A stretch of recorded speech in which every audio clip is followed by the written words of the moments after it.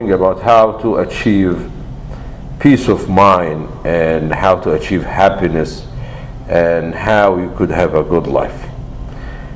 Allah subhanahu wa ta'ala said in the Quran about good life, He said, أعوذ بالله من الشيطان الرجيم بسم الله الرحمن الرحيم من عمل صالحا من ذكر أو أنثى وهو مؤمن فلنحيينه حياة طيبة.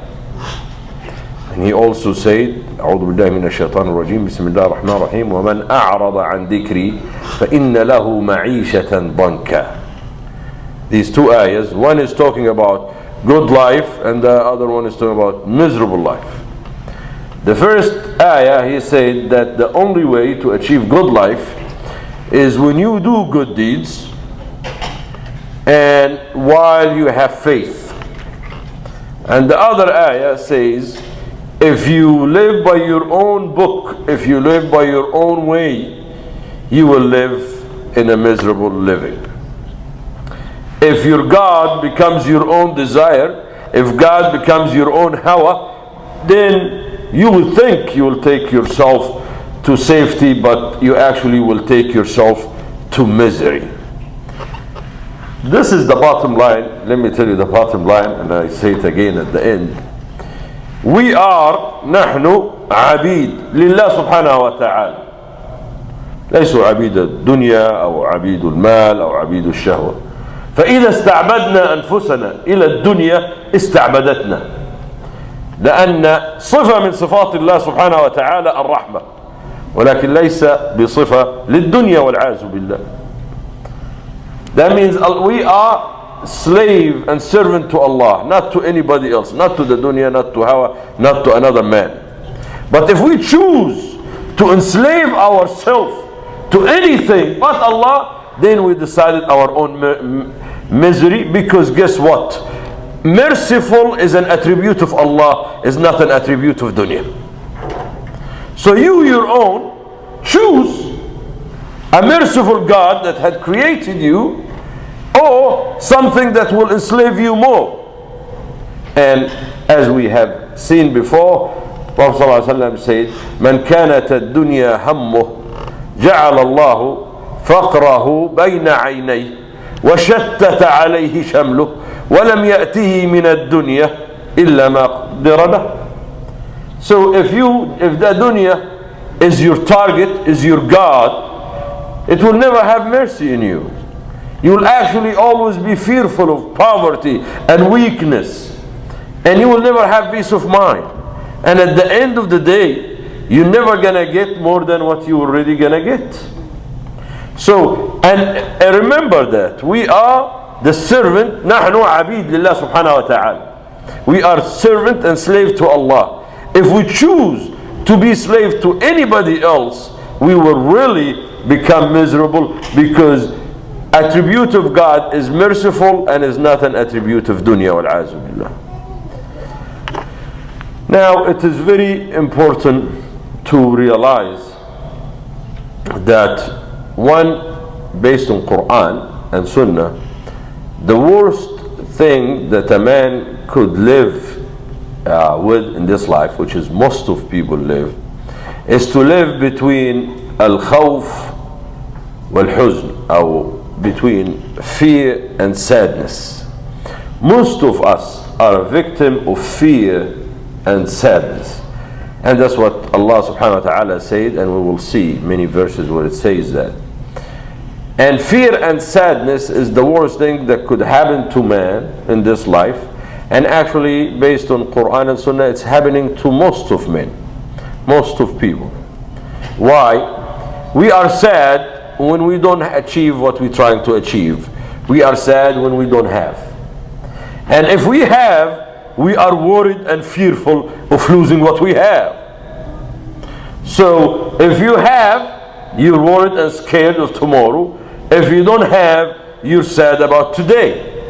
And this is the worst corner, or this is the worst thing could happen to a human being. And it's very sad enough, it's happening to most of the people. Allah subhanahu wa ta'ala said in the Quran, أعوذ بالله من الشيطان الرجيم بسم الله الرحمن الرحيم خلق الإنسان هلوعا إذا مسه الشر جزوعا وإذا مسه الخير منوعا. Allah subhanahu wa ta'ala said, and he made a few exceptions, but the rule, he said, a human, most of people are, when they hit with calamity or when they have hard time, they get to become sad and not patient and weak.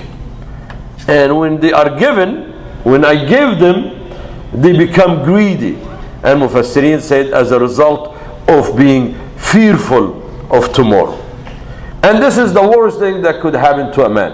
And that's why when Allah subhanahu wa ta'ala described his own people in the Quran, when he described awliya Allah salihin, he said, وَلَا خَوْفٌ عَلَيْهِمْ وَلَا هُمْ يَحْزَنُونَ. And when he was talking to the mother of Musa to calm her down, he said, وَلَا تَخَافِي وَلَا تَحْزَنِي. Because fear and sadness are the worst element in this dunya that man, a human being, choose always to become victim of, between sadness and fear. And that happens when you unconsciously give this life, give this dunya a position that it was not supposed to, or it was not meant to be. Very unfortunate, and is very sad that a human being, by his own mind and by his own will and by his own power, looks for his own misery. It's very unconscious that most of people do not realize that actually our children, or we, had become a victim of society and victim of our parents, and without realizing we are victimizing our children as well, and we do not have mercy on our own children by teaching them wrong, by giving them too much appreciation of this dunya, by defining success as an element that has something to do with this dunya. Did you do good in school? Did you do your homework? Make sure you do good in school. Make sure you get this in school. And the life priority while childhood becomes messed up. Becomes messed up. Please, very deep point, pay very close attention. When Allah subhanahu wa ta'ala told us that وَمَا خَلَقْتُ الْجِنَّ وَالْانس إِلَّا لِيعبدون, I did not create you for any other reason to worship me, a lot of people misunderstand it. And they think that Allah is telling us to worship Him. I mean, it's a part of it. But read the ayah again. What Allah subhanahu wa ta'ala is telling us, that actually you were created to worship. So this is not something you have to do. This is something you meant to do. If you didn't do, you will go against your nature. Pay very close attention to this. Now, a human being is made, and I have said that once before, made out of two components: physical appearance, the body, and the soul. And both of them is searching for calmness, both of them searching for tranquility, both of them searching for fulfillment. And unfortunately, we pay and we sell out and we sell our soul to buy happiness and calmness and tranquility for our physical need and our physical body, where in reality our soul is what empowers our body, not vice versa. And this I have explained it before when they asked Imam Shafi'i, Ya Imam, أيحمل الجسد الروح أم تحمل الجسد أم يحمل الروح الجسد?